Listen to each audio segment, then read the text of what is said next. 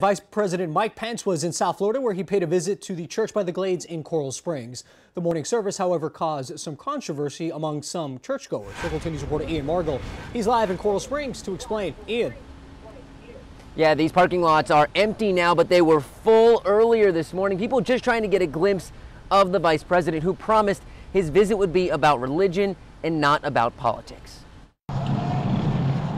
A big motorcade arriving in Coral Springs Sunday morning as the Church by the Glades prepared to host a major VIP, Vice President Mike Pence. It started with a phone call from the Vice President's office midweek. They asked us if he'd be welcome here. At Church by the Glades, we have open doors. Pastor David Hughes told us the megachurch was honored to have the Vice President, but when the announcement was made, it didn't come without some backlash. Hughes says the congregation is a mix of Republicans and Democrats, so they asked the Vice President to focus on speaking about his religion and not his politics. The Vice President's office asked if he could share his faith story.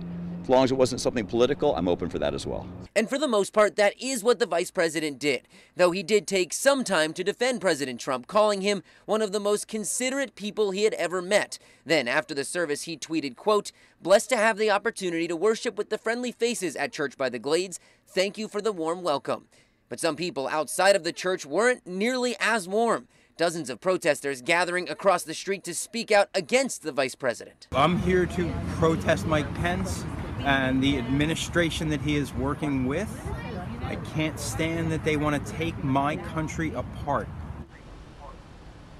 So as for what else the Vice President spoke about, we spoke to a woman who is inside, and she says he told that story about his personal religion and how he feels that is affecting his life, but he says he really tries to treat people how he wants to be treated himself. We're live in Coral Springs. Ian Margol, Local 10 News. Moving now